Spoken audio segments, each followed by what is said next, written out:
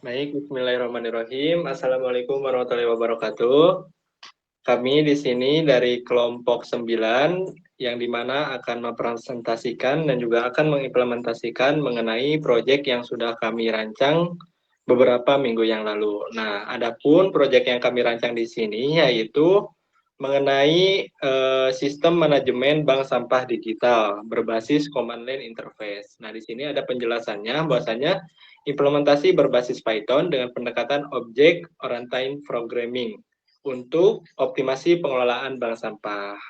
Nah, sebelumnya yang terhormat kepada Ibu Siti Mariam Eskom selaku dosen pengampu pada mata kuliah struktur data, dan juga di sini kami akan memperkenalkan diri terlebih dahulu. Perkenalkan, nama saya Herdi Julian dan juga rekan saya.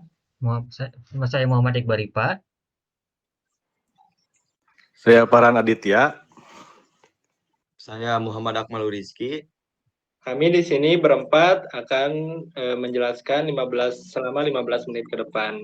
Nah, di dalam slide kedua ini ada penjelasan mengapa kami memilih EcoWaste CLI sebagai proyek yang akan kami buat. Nah, di sini dijelaskan bahwasanya pengelolaan sampah di perkotaan menghadapi kendala efisiensi pencatatan, transparansi data nasabah, dan juga antrian operasional. Nah, sistem ini mengintegrasikan 6 struktur data inti dan 3 algoritma pencarian serta pengurutan secara manual tanpa library eksternal. Jadi dapat dijelaskan bahwasanya kami membuat studi kasus dan juga kami melihat bahwasanya untuk studi kasus pengelolaan bank sampah digital ini mencakup 6 struktur data yang sudah dipelajari bersama Ibu Siti Mariam sebelumnya, yang dimana diantaranya ada Q, atau first in, first out, yang dimana ada antrian warga di loket penimbangan secara adil. Lalu ada stack, yang dimana terdiri dari fitur undo untuk pembatalan kesalahan input. Lalu ada BST, atau katalog harga sampah terurut via in order traversar. Lalu yang terakhir ada grab atau Dijkstra, yang dimana rute untuk pengangkut paling efisien antar pos RW. Jadi dapat disimpulkan untuk di slide kedua ini, kami memilih ini karena mencakup atau bisa sesuai dengan ketentuan dari yang sudah ditentukan oleh Ibu Siti Mariam. Selanjutnya ada bab rumusan masalah. Di sini untuk rumusan masalah ini ada 3. Yang pertama, implementasi manual queue, tag, linked list, tree, dan graph di Python untuk tanpa modul eksternal. Lalu ada integrasi seluruh struktur data ke dalam alur operasional yang kohesif. Lalu ada penerapan binary search, quick search, bubble search, dan juga Dijkstra untuk optimasi performa. Nah, bank sampah ini merupakan pengandalan pencatatan manual yang memicu untuk penumpukan antrean, lambatnya pencarian katalog, dan juga uratan rute truk. Nah, lalu dapat disimpulkan bahwasannya untuk kami memilih proyek ini karena kami sudah melakukan studi kasus dan juga sudah menyimpulkan studi kasusnya itu terbagi menjadi 3 bagian. Nah, selanjutnya karena untuk PPT ini sudah selesai, saya akan melanjutkan di bagian codingannya. Nah, di bagian codingan ini, yang pertama yang akan saya jelaskan yaitu bagian Q. Seperti yang tadi sudah saya jelaskan di bagian PPT yang pertama. Nah, di bagian Q ini, mengapa kami memilih Q? Karena di dalam analogi atau di dalam dunia nyata, yang pertama, ketika mau masuk ke dalam sebuah toko, pasti kita harus mengantri terlebih dahulu. Maka antrian ini bisa dibuat sebuah opsi untuk kami implementasikan. Akan kami jelaskan terlebih dahulu. Di sini ada kelas queue antrian. Di sini ada keterangannya juga bahwasanya bikin queue manual pakai list buat antrian warga di loket. Jadi kami tidak membuat library tambahan. Nah, adapun kami definisi init serve antrian. Nah, yang pertama nih ada definisi NQ. Kami membuat variabel nama warga yang dimana warga baru datang masukin ke paling belakang. Nah, lalu ada serve antrian untuk menambahkan si nama warga ini. Lalu di print nama warga udah masuk ke antrian. Jadi kami menerapkan di dalam queue ini konsep FIFO atau first in first out. Jadi yang pertama mendaftar maka itu yang pertama paling keluar. Lalu yang selanjutnya ada DQ atau definisi DQ itu sendiri. Di sini jika serve is empty, lalu di print lagi, antrian lagi kosong. Nah, jikalau si warganya itu tidak ada di sini di NQ, maka akan pemanggilannya itu lagi kosong. Lalu yang selanjutnya dikembalikan kembali. Dipanggil sama dengan serve, antrian FOB sama dengan 0, lalu print, panggilan buat dipanggil, buruan ke loket. Nah, ini untuk menandakan panggilan untuk indeks yang pertama atau indeks yang kosong ini, sesuai dengan komentar yang ada di sini. Selanjutnya ada the is empty serve. Di sini ada keterangannya bahwasanya kami mengecek antrian yang kosong atau enggak dengan mengembalikan panjang serve antrian sama dengan 0. Lalu kami menampilkan antrian. Di sini jika serve is empty, jika serve ada maka print antrian kosong. Jika tidak maka print daftar antrian join. Nah, di sini nanti untuk sebuah implementasi atau sebuah outputnya itu akan ditampilkan di pada main.py di bagian yang terakhir. Selanjutnya ada fitur undo atau stack. Nah, ini kebalikannya di bagian ini yaitu LIFO atau last in first out. Jadi buat nyimpan riwayat biar bisa diundo atau dikembalikan. Nah, di sini ada definisi serve riwayat input. Lalu yang selanjutnya ada penyimpanan transaksi yang baru saja diketik. Di sini kami membuat sebuah definisi transaksi variabelnya dengan serve riwayat input menambahkan transaksi itu sendiri. Seperti yang tadi saya sebutkan, untuk transaksi ini variabel. Lalu yang selanjutnya, ambil terus hapus transaksi paling terakhir atau dibatalin. Nah, jika tidak serve inverti, batal, sama dengan serve riwayat input pop. Nah, maka yang akan muncul yaitu transaksi dibatalkan atau dapat di sini yaitu sukses dibatalkan dengan pengembalian batal. Nah, jika print ini jika tidak bisa dibatalkan, maka si outputannya itu menampilkan nggak ada transaksi yang bisa diundo atau nggak ada transaksi yang belum masuk alias tidak bisa dibatalkan. Lalu yang terakhir ada definisi is empty serve return untuk panjang serve riwayat input, pemanggilan variabel riwayat input yang sudah dibuat di atas. Nah, untuk bagian saya dapat dicukupkan sekian, selanjutnya akan dijelaskan dan juga akan diimplementasikan oleh rekan saya.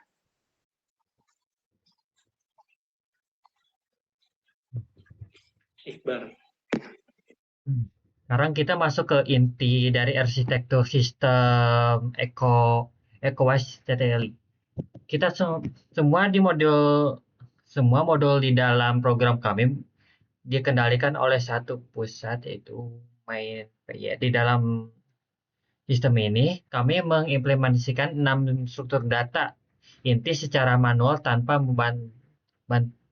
bantuan library eksternal. Seperti yang pertama ada queue atau antrian, digunakan pada kelas queue antrian dengan prinsip pivot. Ini memastikan warga yang datang duluan ke loket penimbangan akan dilayani terlebih dahulu secara adil. Dan yang kedua itu stack atau undo, digunakan pada kelas stack nanti dengan prinsip LIFO. Jika operator salah memasukkan data, mereka bisa melakukan undo untuk membatalkan transaksi terakhir secara instan. Yang ketiga, linked list, digunakan untuk mencatat riwayat transaksi secara kronologis. Berbeda dengan array, linked list ini menggunakan alokasi memori dinamis. Yang keempat, ada search tree atau BST, digunakan untuk mengelola katalogi sampah. Di sini kami menyisipkan fungsi in order agar data kode sampah dan harganya otomatis tampil berurutan dan dari yang terkecil. Yang kelima itu guard graph, digunakan untuk menetapkan posisi pos RW di lapangan. Struktur ini nanti dipadukan dengan algoritma BFS dan JAX.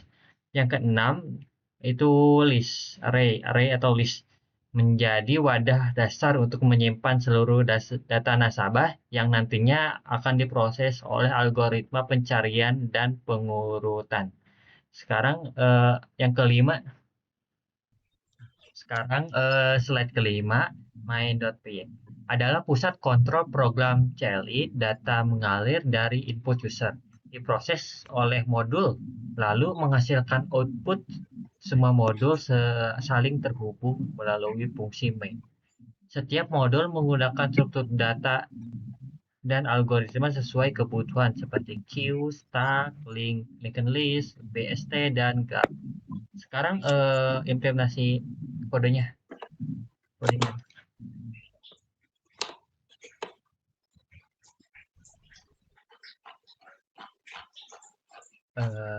Yang ketiga, riwayat.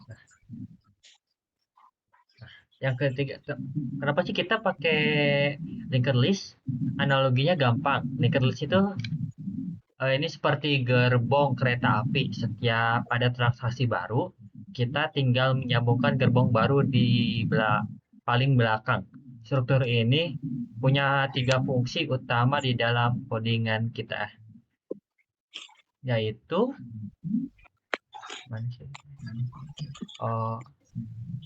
untuk tambah transaksi yang kelas transaksi yang definisi ini setiap kali user selesai melakukan transaksi, sistem akan membuat gerbong baru atau node transaksi dan menaruhnya di ujung paling belakang tails. Proses ini otomatis dan rapi. Terus harus cari transaksi. Kalau kita mau mencari sebuah transaksi berdasarkan ID-nya, sistem akan berjalan menyusuri gerbong satu persatu dari depan atau head sampai ketemu ID yang cocok. Terus yang ketiga ke bawah itu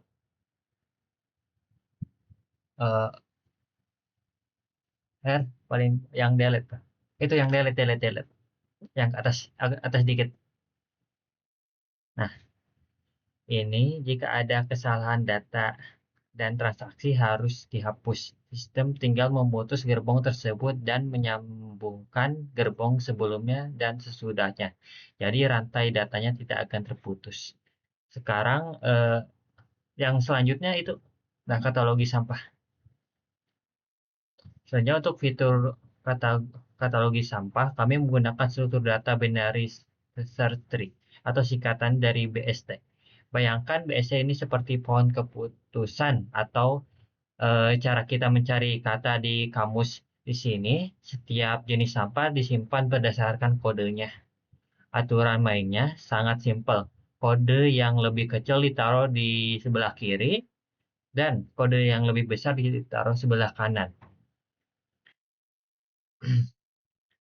Sekarang keunggulan utama dari BST adalah ada pada efisiensinya. Berikut adalah fitur-fitur yang ada di dalamnya, seperti insert pada rekursif. Saat kita memasukkan data sampah baru, sistem akan membandingkan kodenya dengan data yang sudah ada, dimulai dari root atau akar pohon. Di kodenya lebih kecil di belok kiri, kalau lebih besar dia akan belok ke kanan sampai menemukan tempat kosong yang pas. Sekarang yang search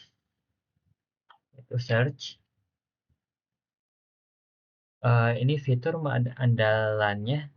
Ini fitur andalannya. Kita tidak perlu ngecek seluruh isi katalog satu persatu dari awal sampai akhir. Cukup lihat kodenya lalu putuskan mau cari ke sebelah kiri atau sebelah kanan. Ini membuat pencarian harga sampah jadi jauh lebih cepat. Sekarang yang in order di atas itu. Yang ke atas sedikit. Nah, itu in order. Ini ada fungsi in order. Fungsi digunakan untuk menampilkan seluruh katalog sampah di layar secara rapi dan otomatis berurutan mulai dari kode paling kecil hingga paling besar. Sekarang dilanjut dengan teman saya ya. Kan saya.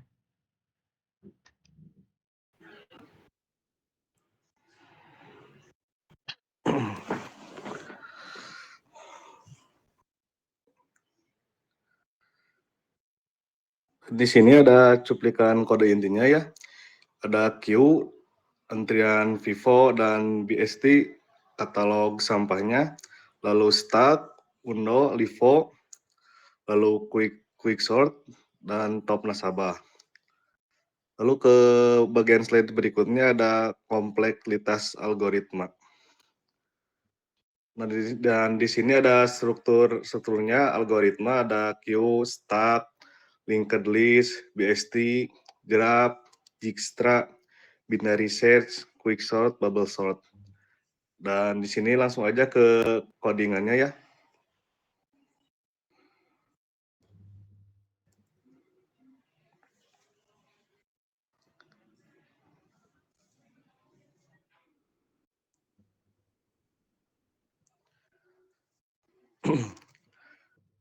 Dan di sini ada graph,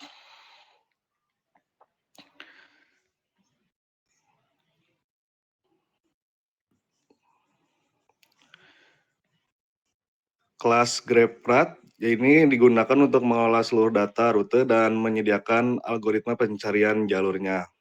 Lalu cell graph, agency list, menggunakan agency list, yaitu sebuah dictionary yang berisi daftar tetangga dan lokasinya juga.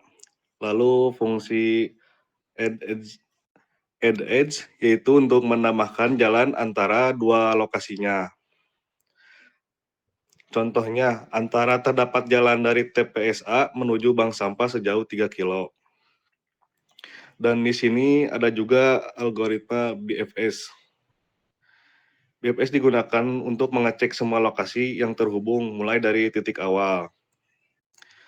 Dan juga untuk mengunjungi semua tetangga terdekat terlebih dahulu. Dan juga memulai dari lokasi awal, lalu setelah itu berpindah ke tetangga berikutnya. Proses ini diulang sampai semua lokasi dikunjungi. Lalu ada algoritma Dijkstra. Digunakan untuk mencari jalur tercepat atau jarak terpendek dari lokasi awal menuju lokasi tujuan.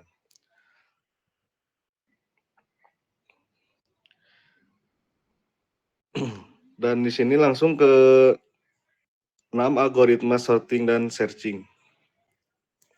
Di sini ada binary search, digunakan untuk data nasabah berdasarkan ID nasabah.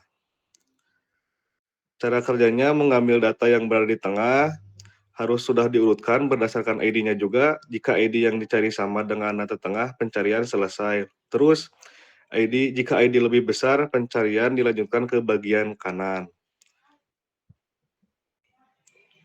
Jika ID lebih kecil, nah sebaliknya pencarian dilanjutkan ke bagian kiri.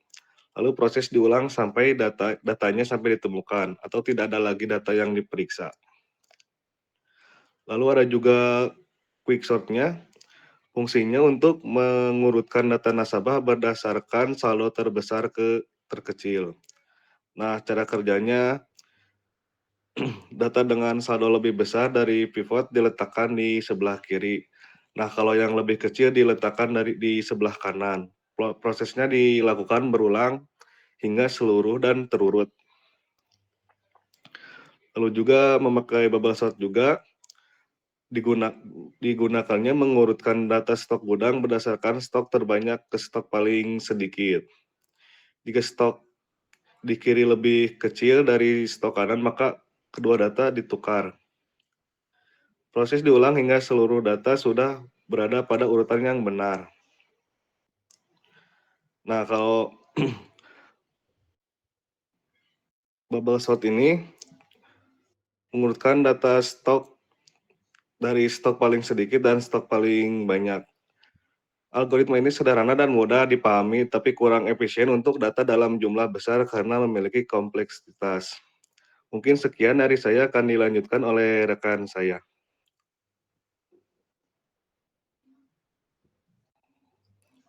Baik, terima kasih. Di sini saya akan menjelaskan terkait hasil pengujian dan juga perbandingan performa. Yang pertama, untuk unit test, program kita menunjukkan hasil 100%, ya 100% lulus. Yang dimana semua modul telah diuji menggunakan framework unit test Python yang hasilnya itu oke atau paset ya untuk semua fungsinya, baik di enqueue, dequeue, push, pop, insert, search dan juga delete. Tidak ada bug atau error yang ditemukan. Lalu untuk perbandingan performa quicksort dan juga bubble sort. Untuk dataset besar, quicksort dengan n log n jauh lebih cepat dibanding bubble sort. Misalnya untuk 1.000 data, quicksort butuh sekitar 10.000 operasi, sedangkan bubble sort butuh 1 juta operasi sampai 100 kali lebih lambat, seperti itu. Lalu yang ketiga ada BST versus linear search, yang dimana BST dengan log n mampu mengurangi waktu pencarian secara signifikan untuk 1.000 jenis sampah. BST hanya butuh maksimal 10 langkah, sedangkan linear search butuh rata-rata 500 langkah, seperti itu. Lalu yang keempat yaitu Dijkstra dan juga BFS. Dijkstra ini mempertimbangkan bobot jarak antar RW sehingga menghasilkan rute terpendek yang sebenarnya, sedangkan BFS hanya mengecek konektivitas tanpa mempertimbangkan jarak. Lalu linked list dan juga array. Linked list lebih fleksibel ya untuk operasi insert dan delete di tengah data karena tidak perlu menggeser elemen lain. Sedangkan array lebih cepat untuk akses random access seperti itu. Nah, semua hasil pengujian ini membuktikan bahwa pemilihan struktur data dan algoritma yang tepat memberikan dampak signifikan pada performa sistem seperti itu. Lalu mungkin dilanjut dengan program ya, dijalankan programnya, Her. Kita langsung ke program aja. Baik, sebentar.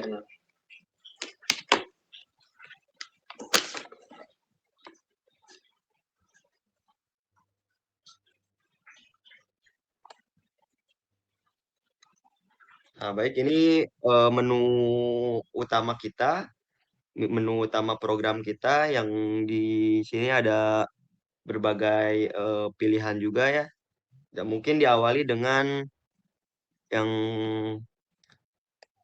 mana pertama mungkin ya? Ada data dummy-nya nggak? Ada, Mang. Nggak ada ya? Di sini. Oh ya, Ada. lanjut aja, Her. Nih. Warga baru datang. Oh iya. Coba mau jelaskan izin masuk sebelumnya. Ini saya akan melanjutkan terlebih dahulu sedikit dari presentasi rekan saya. Nah, jadi di bagian terakhir, seperti yang tadi sudah kami jelaskan dan juga sudah kami implementasikan beberapa program, kami di sini ada beberapa menu, yang dimana ada nomor 1 sampai ke nomor 6. Nah, ini itu, kenapa menu ini ada? Karena di sini kami sudah melakukan coding. Nah, pada bagian ini ada while true, di sini ada print, atau kami memanggil dari print sampai ke keluar aplikasi. Kami akan membuktikan terlebih dahulu dengan tadi sudah dipanggil untuk queue, antrian warga. Nah, yang pertama kami akan memilih warga yang baru datang, atau NQ. Nah, masukin nama warga. Kita panggil saja untuk nama warganya adalah Jokowi. Kita akan panggil nama warga Solo, yaitu Jokowi. Nah, lalu otomatis si Jokowi ini udah masuk ke antrian. Nah, Jokowi udah masuk ke antrian. Nah, kami akan memanggil si Jokowi. Yang pertama, kami ini akan memilih nomor 1 terlebih dahulu, yaitu antrian warga. Nah, karena tadi sudah di NQ si Jokowi ini, kami akan memanggil si Jokowi ini dengan cara P, panggil warga. Nah, di sini tertampil bahwasanya panggilan buat Jokowi buruan ke loket. Nah, di sini ada. Ini itu merupakan implementasi hasil yang tadi sudah saya jelaskan di bagian yang pertama, yaitu Bagian awal. dari Q ini. Nah, lalu yang selanjutnya untuk data yang kedua akan dijelaskan kembali oleh rekan saya Akmal mengenai katalog harga. Baik Akmal, silakan. Ya, sok. Baik, lanjut aja. Langsung 2. Lanjut. Nah, pada bagian katalog harga juga di sini kami sudah menerapkan data dummy. Nah, yang dimana sudah kami codingkan di sini untuk katalog harganya itu seperti halnya ada kardus bekas, botol plastik, dan juga besi tua. Lalu yang selanjutnya, pada bagian cek data nasabah juga, kami sudah melakukan data dummy itu sendiri. Kita lihat dulu. Nah, pada bagian kode sampah ada besi tua, lalu yang selanjutnya kami akan melakukan pencatatan transaksi untuk mengimplementasikan dari codingan linked list. Nah, kami akan melakukan catatan transaksi. Nah, pada bagian catatan transaksi ini ada beberapa pilihan, yaitu catatan transaksi baru, hapus transaksi permanen, ataupun undo. Nah, kami akan melakukan catatan transaksi yang baru terlebih dahulu. Ketik seperti halnya track 1 plastik 2 kg. Nah, kami akan melakukan track 1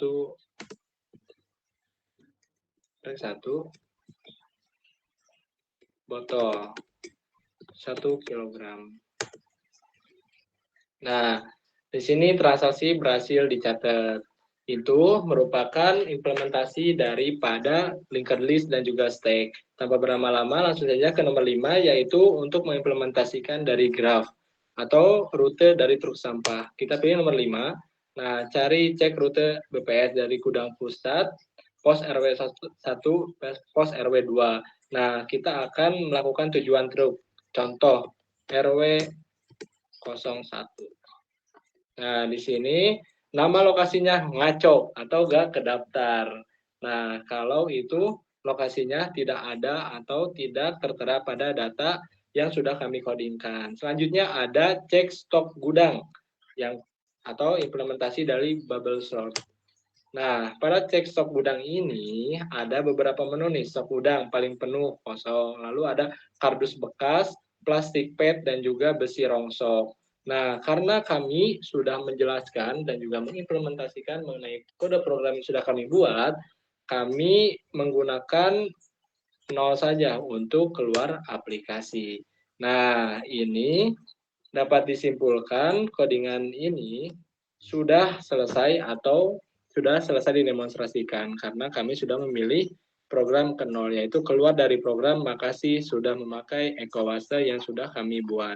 Nah, kenapa tadi sudah memunculkan hal itu? Karena kami memanggilnya pada bagian yang terakhir yaitu main.py.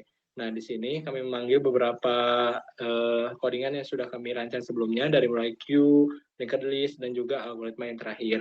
Nah, di sini kami ada beberapa data dummy seperti data nasabah, yang dimana terdiri dari 4 kelompok yang sudah kami buat. Lalu yang selanjutnya ada masukan data dummy BST katalog, dan juga lain sejenisnya. Selanjutnya akan dijelaskan oleh rekan saya mengenai bagian unit test, yang dimana akan dijelaskan oleh Akmal. Nah, ini Akmal.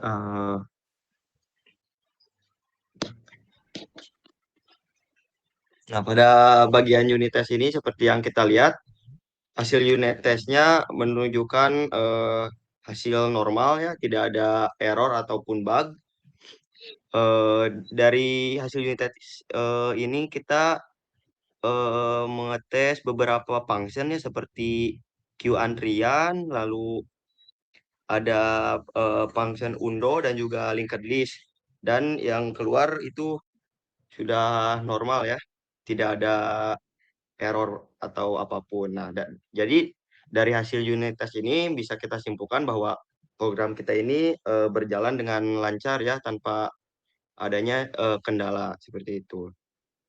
Lalu dari proyek Eco Wash Celi ini kami menarik 4 kesimpulan utama.